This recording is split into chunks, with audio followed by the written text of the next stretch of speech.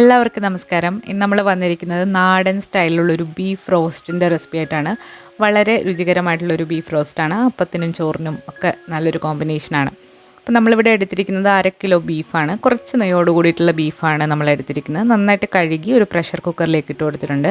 ഇതിലേക്ക് ഒരു 1/2 ടീസ്പൂൺ മഞ്ഞൾപ്പൊടി ചേർത്ത് കൊടുത്തു. പിന്നീട് ആവശ്യത്തിനുള്ള ഉപ്പും കൂടെ ചേർത്ത് കൊടുത്തു. 1/2 ടീസ്പൂണോളം ഉപ്പാണ് നമ്മളിപ്പോൾ ചേർക്കുന്നത്. പിന്നെ എരിവിനാവശ്യമായിട്ടുള്ള കുരുമുളക് പൊടി അതൊരു 1 ടീസ്പൂൺ മുതൽ 1.5 ടീസ്പൂൺ വരെ നിങ്ങൾക്ക് ചേർക്കാം. പിന്നെ കുറച്ച് ഫ്രഷ് ആയിട്ടുള്ള കറിവേപ്പിലയും കൂടെ ചേർത്തിട്ട് നന്നായിട്ടൊന്ന് മിക്സാക്കി എടുക്കാം. ബീഫായാലും പോർക്കായാലും നമ്മൾ കുക്കറിൽ വേവിക്കുമ്പം ഒട്ടും തന്നെ വെള്ളം വെക്കേണ്ട ആവശ്യമില്ല. മീഡിയം ഫ്ലെയിമിലിട്ട് വേണം നമ്മളത് വേവിക്കാനായിട്ട്. ഇതിലേക്ക് 3-4 ചെറിയ ഉള്ളിയും കൂടി ചേർത്തിട്ടുണ്ട്. ഇനി ഇതൊരു 3 മുതൽ 4 വിസിൽ വരെ മീഡിയം ഫ്ലെയിമിൽ നമുക്ക് വേവിച്ചെടുക്കാം. അപ്പോൾ 4 വിസിലൊക്കെ വന്നിട്ട് പ്രഷറൊക്കെ പോയി നമ്മളിപ്പം കുക്കർ തുറന്നിട്ടുണ്ട്. ഓരോ സ്ഥലത്തെ ബീഫിൻ്റെ വേവ് വ്യത്യാസപ്പെട്ടിരിക്കും, അതനുസരിച്ചിട്ട് വേവിച്ചെടുക്കാം. ഇനി നമ്മളൊരു നോൺ സ്റ്റിക്ക് പാത്രത്തിലേക്ക് വെളിച്ചെണ്ണയാണ് ചേർക്കുന്നത്. ഒരു 3 ടീസ്പൂണോളം വെളിച്ചെണ്ണ ചേർത്തിട്ട് നന്നായിട്ട് ചൂടായി വന്നപ്പം നമ്മളതിലേക്ക് ഒരു മീഡിയം സൈസിലുള്ള ഇഞ്ചി കഷ്ണം, അതുപോലെ ഒരു ചെറിയ കുടം വെളുത്തുള്ളി ചതച്ചതും, പിന്നെ ഒരു 4-5 പച്ചമുളക് കീറിയതും, കറിവേപ്പില ഇത്രയും കൂടി ഇട്ടിട്ട് നന്നായിട്ടൊന്ന് വഴറ്റിയെടുക്കുക. ഇഞ്ചി വെളുത്തുള്ളി പച്ചമുളകിൻ്റെ പച്ചമണം ഒന്ന് മാറി വന്നു കഴിഞ്ഞാൽ നമുക്കിതിലേക്ക് സവാള അല്ലാന്നുണ്ടെങ്കിൽ ചെറിയ ഉള്ളി ചേർത്ത് കൊടുക്കാം. നമ്മളിവിടെ വലിയൊരു സവാളയും അതുപോലെ തന്നെ ഒരു പിടി ചെറിയ ഉള്ളിയും കൂടിയാണ് ചേർത്ത് കൊടുക്കുന്നത്. ചെറിയ ഉള്ളി മാത്രം ഇട്ട് വഴറ്റുമ്പോൾ ഒന്നുകൂടെ നല്ല ടേസ്റ്റാണ്. നമ്മളിവിടെ ഫ്രോസൺ ആയിട്ടുള്ള ചെറിയ ഉള്ളിയാണ് എടുത്തിരിക്കുന്നത്, അതുകൊണ്ടാണ് ഇങ്ങനെ ഇരിക്കുന്നത്. അപ്പോൾ ഇത് വഴണ്ട് വരുമ്പോഴത്തേക്ക് ശരിയായിക്കൊള്ളും. ഇനി ഉള്ളി നന്നായിട്ടൊന്ന് വഴറ്റിയെടുക്കാം.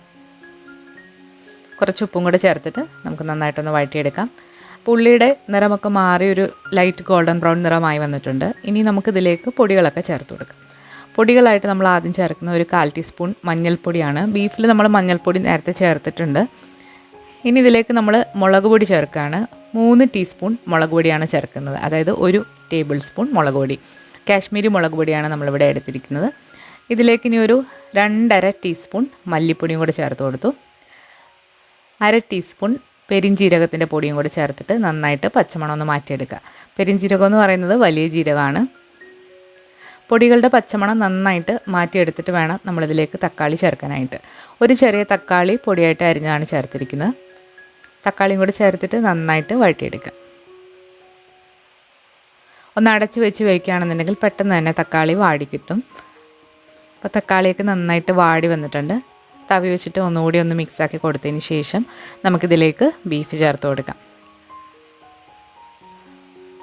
നമ്മൾ ഒട്ടും തന്നെ വെള്ളം വെക്കാതെ വേവിച്ച ബീഫാണ്, അതിൽ നിന്നും ഇറങ്ങിയിട്ടുള്ള വെള്ളമാണത്. ബീഫും കൂടെ ചേർത്തിട്ട് നമുക്ക് നന്നായിട്ടൊന്ന് വഴറ്റിയെടുക്കാം. ഇതിലേക്ക് തേങ്ങാക്കൊത്തുണ്ടെങ്കിൽ തേങ്ങാക്കൊത്തും കൂടെ ചേർക്കുന്നത് നല്ലതാണ്. എൻ്റെ എല്ലാ സമയത്ത് തേങ്ങാക്കൊത്തില്ലായിരുന്നു. അവസാനമായിട്ട് ഇതിലേക്ക് ഒരു 1/4 ടീസ്പൂൺ വീട്ടിൽ തന്നെ പൊടിച്ച ഗരം മസാലയും കൂടി ചേർത്തിട്ട് നന്നായിട്ട് മിക്സാക്കി എടുക്കാം. അടച്ചു വെച്ച് ചെറുതീയിലിട്ട് നന്നായിട്ടിത് ഒന്ന് തിളപ്പിച്ച് ഡ്രൈ ആക്കി എടുക്കാം. ഏറ്റവും അവസാനം ഇതിലേക്ക് ഒരു നുള്ളു കായപ്പൊടിയും കൂടി ചേർത്താൽ ഒന്നുകൂടി ടേസ്റ്റ് നല്ലതാകും. അപ്പോൾ ഇതുവരെ ട്രൈ ചെയ്ത് നോക്കാത്തവർ തീർച്ചയായിട്ടും ഒന്ന് ട്രൈ ചെയ്ത് നോക്കണം. അവസാനമായിട്ട് കുറച്ച് കറിവേപ്പിലയും കൂടി ഇട്ട് കൊടുക്കുന്നുണ്ട്. വളരെ ടേസ്റ്റി ആയിട്ടുള്ളൊരു ബീഫ് റോസ്റ്റിൻ്റെ റെസിപ്പിയാണിത്. അപ്പോൾ ഇതുവരെ ഇങ്ങനെ ട്രൈ ചെയ്ത് നോക്കാത്തവർ തീർച്ചയായിട്ടും ഒന്ന് ട്രൈ ചെയ്ത് നോക്കിയിട്ട് നിങ്ങളുടെ അഭിപ്രായങ്ങൾ അറിയിക്കുക. അതുപോലെ വീഡിയോ ഇഷ്ടമായാൽ ലൈക്ക് ചെയ്യാനും ഷെയർ ചെയ്യാനും നിങ്ങളുടെ അഭിപ്രായങ്ങളൊക്കെ കമൻസിലൂടെ അറിയിക്കാനും മറക്കരുത്. പുതിയൊരു റെസിപ്പി വീഡിയോ ആയിട്ട് നമുക്ക് വീണ്ടും കാണാം. താങ്ക്